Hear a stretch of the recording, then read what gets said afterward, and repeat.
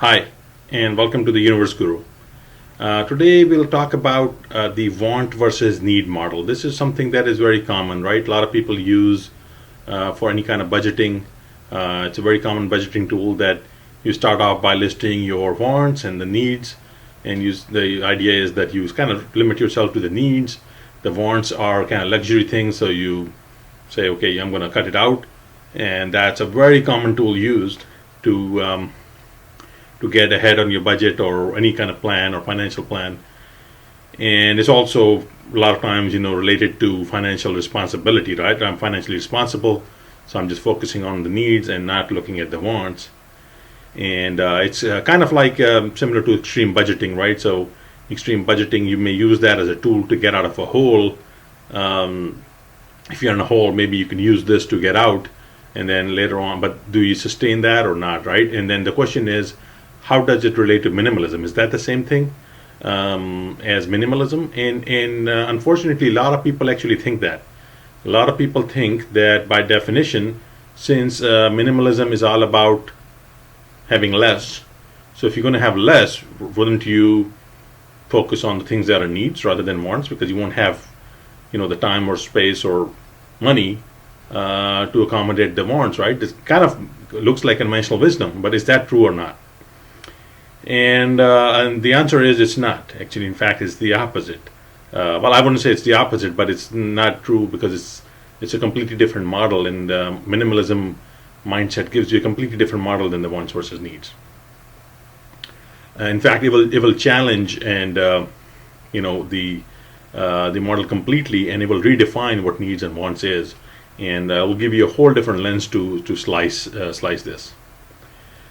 For example, most minimalists actually spend a lot of money on dining out or on vacations and traveling. And under any circumstance, I don't think that would go under needs, right? Because you don't need to travel or you don't need to dine out.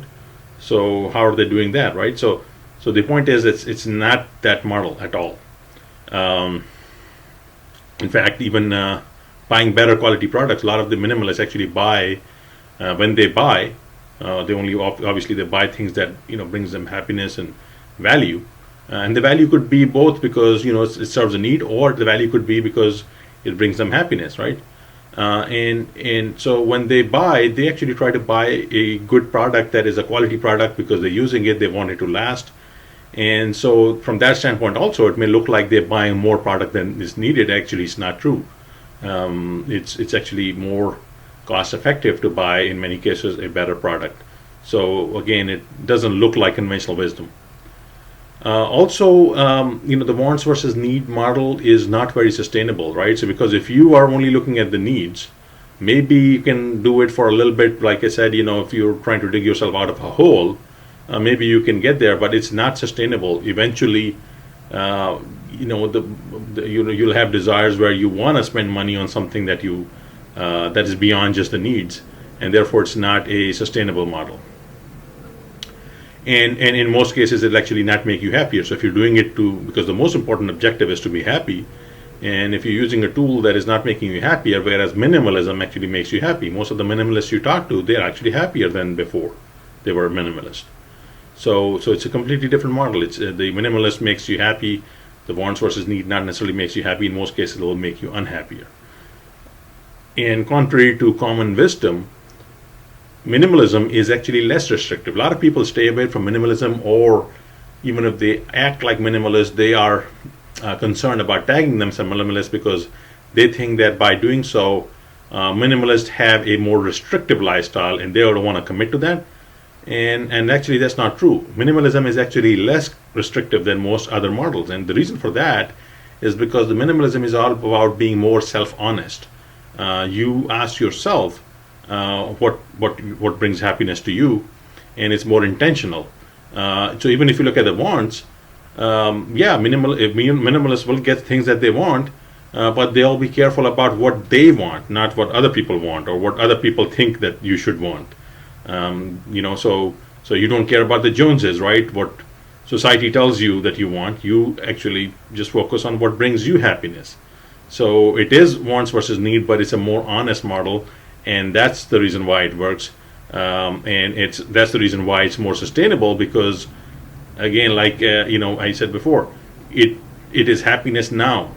Any kind of extreme budgeting or digging yourself out of a hole thing, or extreme budgeting will be always, you'll always be in a phase of like delayed gratification, that eventually I'll be happy, but that thing never comes, because when that happens, then the goal changes, and there's always something else that you're striving to.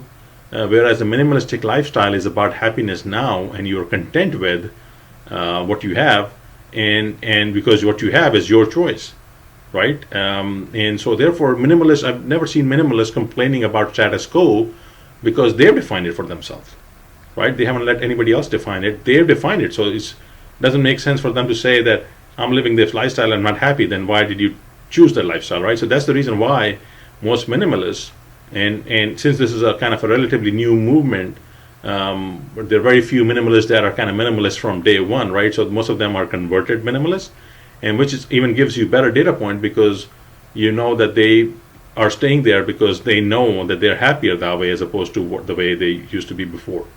So I think that was my take on it, the wants versus need model. Again, one of these things, we address things that kind of sound like minimalism, and we're trying to teach what minimalism is and what it's not. And this is a very commonly misunderstood phenomena, that minimalism is about focusing just on the needs. It's completely untrue. So hopefully that was useful for you. Please feel free to share your comments. What's your take on the needs versus wants model as it relates to minimalism? Do you agree with this? Any experiences that you want to share that support this? And as usual, if you haven't subscribed, please subscribe, and also if you could share and like this, we'll appreciate. Thank you. See you next time.